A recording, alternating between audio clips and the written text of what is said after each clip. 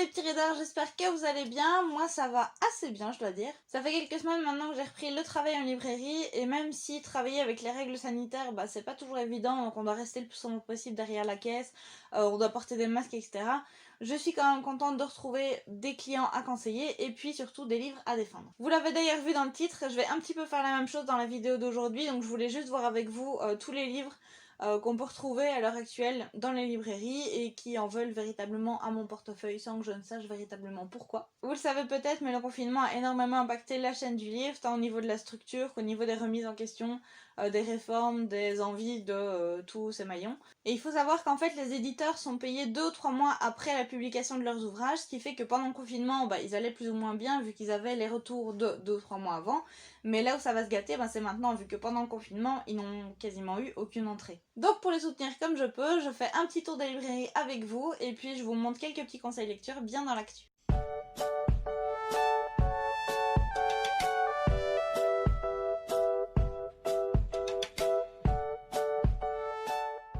Alors il y a certains livres que je considérais comme n'ayant pas forcément besoin de mon aide pour être défendus parce que la publicité qu'on en a faite était assez importante et où le nom de l'auteur est assez connu. Je parle notamment de Caracas qui sort le premier tome d'une nouvelle série qui s'appelle La Fiancée et qui raconte l'histoire d'une jeune princesse qui se marie à un roi, le roi Jameson, et qui va rencontrer un jeune noble à la cour qui va lui faire tourner la tête plus vite que prévu. On pourrait aussi parler de Susan Collins qui revient avec un nouveau tome de sa série Hunger Games qui s'appelle La Ballade du serpent et de l'oiseau chanteur et qui raconte l'histoire de la jeunesse de Snow à l'époque où les jeux n'existaient que depuis 10 ans. Et je vous avoue que même si je le défends pas aujourd'hui, je vais probablement le lire un jour. Et je pourrais enfin inclure le nouveau roman de Virginie Grimaldi qui s'appelle Que ne durent que les moments doux, qui a déjà été commandé plusieurs fois en librairie et qui raconte l'histoire de deux mères, une qui va le devenir et l'autre qui ne l'est plus totalement parce que son grand garçon quitte le nid. Aujourd'hui je vais donc vous parler de plus petits livres, ou en tout cas des livres pour lesquels je n'ai pas vu énormément de pubs par rapport aux autres. Alors quand vous allez le voir, c'est pas non plus des tout petits éditeurs ou des petits auteurs auto-édités.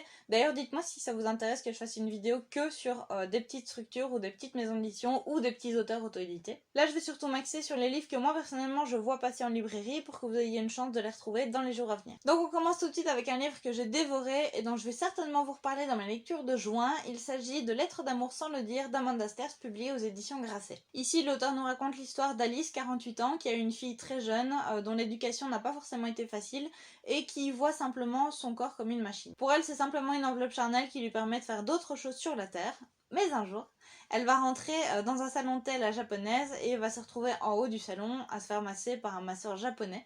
Et ce masseur japonais va changer radicalement la vision qu'elle a de son corps et toute sa vie entière en fait. Alice décide alors de lui écrire une longue lettre pour lui expliquer ce qu'elle a ressenti, ce qu'il a changé en elle et pourquoi elle ressentait telle ou telle chose, et c'est juste magnifique. Si vous voulez voir mon avis complet, n'hésitez pas à aller voir sur le blog comme d'habitude, et puis sinon je vous en parle dans ma lecture de juin de toute façon. Le prochain livre que je me réjouis de défendre en librairie, il sort le 25 juin, c'est celui de Mélanie Taquet qui s'appelle Réponds-moi, et qui raconte l'histoire de Florence et Nicolas, un couple assez heureux jusqu'à ce que Florence décide de rompre presque sans explication. Ils se retrouvent alors un jour et on suit leur chemin, tantôt par message, tantôt dans la vie réelle, en se rendant compte que même si ils sont plus ensemble, même s'ils se fâchent, même s'ils se réconcilient, même s'ils se disputent, même s'ils rigolent tous les deux, ils auront toujours une certaine intimité qui les lie. Celui-là, je me réjouis de le découvrir, mais de toute façon, le 2 juillet sort en poche le tout premier de l'auteur que j'ai lu, qui s'appelle Reste aussi longtemps que tu voudras, qui est juste incroyable aussi, extraordinaire et formidable et tout ce que vous voulez.